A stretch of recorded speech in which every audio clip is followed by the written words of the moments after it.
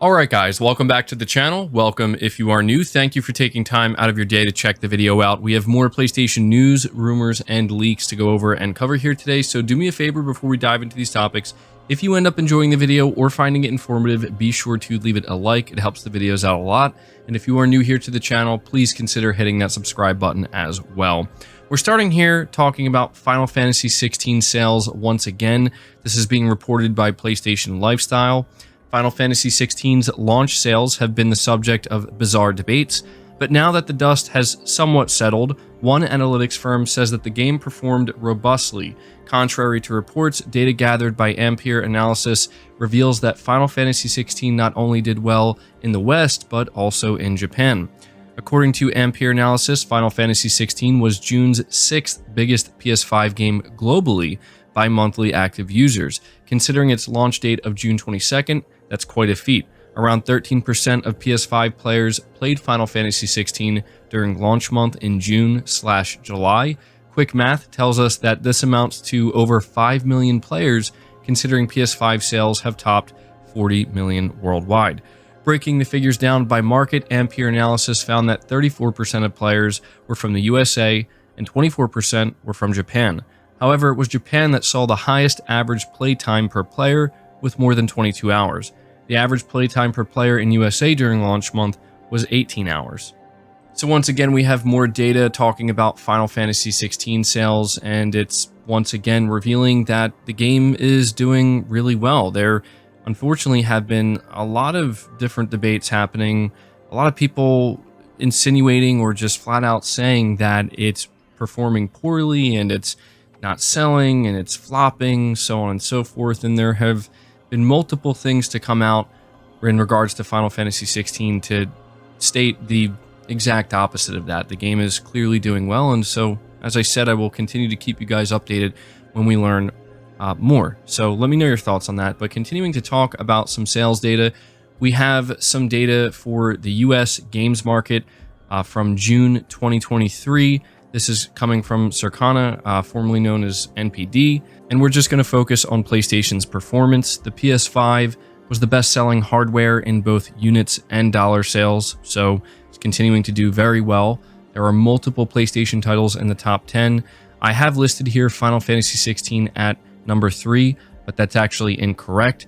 It's sitting at the number 2 spot, so FF16 was the second best selling game of June 2023 in the US. At the 8th spot, we have MLB The Show 23. At 9, we have Spider-Man Miles Morales. And at 10, we have Spider-Man. So you can see that the Spider-Man games clearly shot up a little bit there, probably due to the excitement for Spider-Man 2. On top of that, the DualSense was the best-selling video game accessory. And I put here at the bottom that PlayStation is currently thriving as momentum moves away from subscription services and premium game spending continues to drive the market. This was actually revealed by Matt Piscatella, who reveals this information from Circana. He basically said the same thing, that momentum continues to swing away from subscription services and add-on spending, and it's actually shifting more towards new big premium releases. And obviously that's going to help PlayStation out a lot because that is PlayStation's primary business model. So there you go. If you were wondering how PlayStation performed in June, there is the data. Moving on from that, we have a pretty good update, I would say, on the Kena Bridge of Spirits developer. They're letting us know that they're working on their next project officially. So it says here, being reported by Gaming Bolt, it's almost 2 years since Ember Lab released Kena Bridge of Spirits to a positive critical response and sold well enough to break even in its first month. COO Josh Greer and Chief Creative Michael Greer confirmed to Game Industry that the studio was working on its next project, though didn't share what it might be. There's the desire to try to do something a little bit more ambitious as we grow, but the duo still wants to make something that's digestible. As Josh Greer noted, I guess you can call us aging gamers, people who have less time to play things, so things that are more approachable from a scope perspective are always more appealing to us. We'll try to do something a little bit more ambitious as we grow, but we're still trying to be conscious of making something that's digestible and something that we will play as gamers right now in our current place in life with kids and stuff. Interestingly, their next project may not even be a game. We're filmmakers by trade, and essentially we'd like to look at linear media. There are great examples out there in the world, something like Kana exploring the universe in different mediums outside of the interactive ones. There are a lot of opportunities out there. We'd love to do that. That doesn't necessarily mean a movie based on Kana, but as noted, there are plenty of opportunities. And so, yeah, they're being, very ambiguous about what their next project is, but I think it's safe to say it's going to be another game. At least that's my assumption, just based off of how successful Kana Bridge of Spirits is. And it's hard to say if they want to do like a sequel to it. I think there's a ton of potential there, but a lot of people still talk about Kana Bridge of Spirits. I know a lot of you guys really enjoyed it, and it's been quite some time since we've had any updates or heard from Ember Lab, the studio that is responsible for it. And so there you go. If you really enjoyed Kana Bridge of Spirits, you can feel maybe a little bit of excitement knowing that they're now working on their next project. I also do want to mention that they made it clear that Kana Bridge of Spirits became profitable on PS5 and PS4 just 1 month after it launched on these consoles.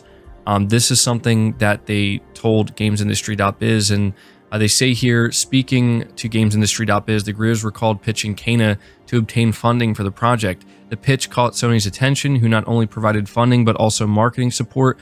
Michael says that launching his debut game for a large number of players on PS4 and PS5 was really cool, but also suddenly put Ember Lab under a lot of pressure.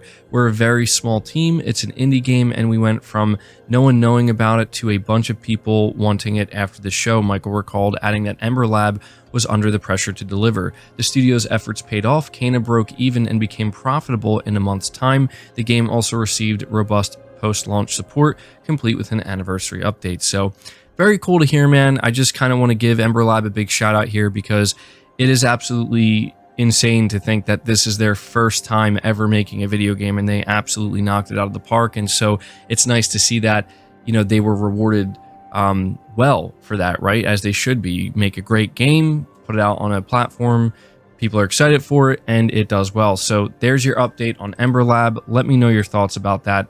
Next up, we have an update on the upcoming PlayStation 5 earbuds. This is being reported by PlayStation Lifestyle. Following months of rumors, Sony Interactive Entertainment officially announced PlayStation earbuds during its showcase back in May. However, the company didn't offer any technical information. Now, a series of FCC filings reveal what players can expect when the earbuds launch, reportedly later this year. According to the FCC filings spotted by My Smart Price via Notebook Check, the earbuds will support active noise cancellation as well as a USB transceiver. We understand that the USB transceiver will make the device compatible with PS5. Although the PS5 has Bluetooth capability, it doesn't support Bluetooth audio. It is understood that both Sony and Microsoft have skipped the feature for their current-gen consoles due to bandwidth and latency issues. That said, the PlayStation earbuds, which will be compatible with both PS5 and PC, do come with Bluetooth support, and fans hope that Sony will eventually unlock Bluetooth audio on the PS5. So yeah, this is a product from Sony that I'm very much anticipating and looking forward to. I've been waiting for them to create something like this for the PS5 for quite some time. It is really awesome that you will be able to use these on all devices that support Bluetooth. They're going to offer noise cancellation, lossless audio, and so yeah, it sounds like Sony is going all in with these earbuds, and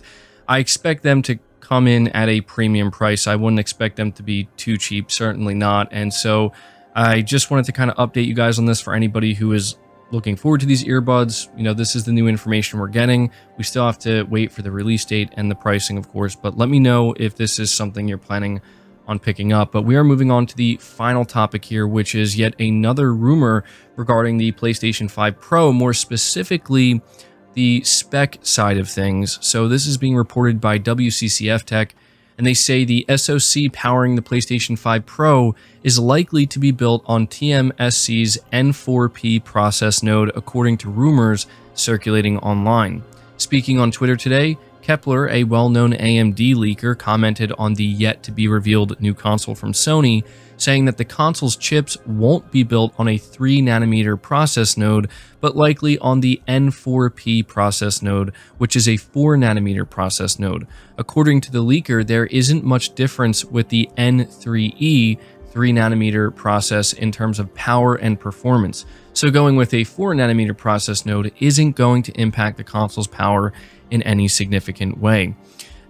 As already mentioned, very little is currently known about the PS5 Pro. According to reliable leaker Tom Henderson, the console will launch sometime during November 2024, complete with accelerated ray tracing capabilities, an 8K performance mode, and better, more consistent 4K performance.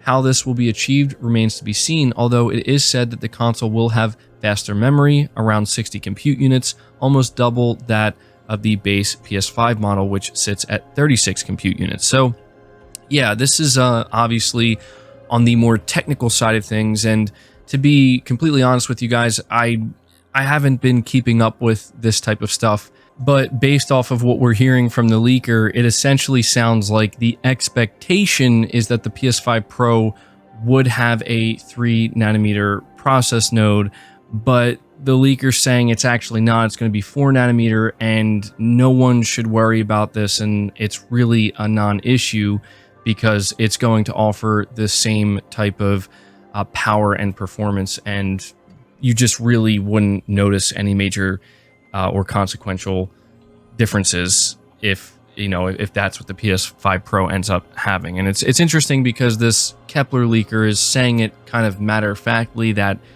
it is going to be a 4 nanometer process node. So there you go. We're slowly getting these little bits of information about the specifications of the PS5 Pro. Generally speaking, it seems to me like if you just kind of want what is this console going to do differently than the PS5? Like, what is it going to offer? It's beginning to seem like, generally speaking, the PS5 Pro is going to offer what will essentially equate to about double the performance of the base model PS5. That's kind of what I'm getting from this. But, that's just kind of speculation on my part based off of everything we're hearing. But, if you are somebody who's more into the technical side of things, please be sure to leave your thoughts about this specific leak in the comments down below. I think a lot of people would certainly appreciate that, and even I'll be interested to kind of see what you have to say about it. But that's going to do it for this video, guys. I hope you did enjoy it. I hope you did find it informative. Again, if you did, be sure to leave it a like, subscribe to the channel if you're new, hit the bell notification icon, and feel free to share this video out on top of all that. But until next time, guys, take care.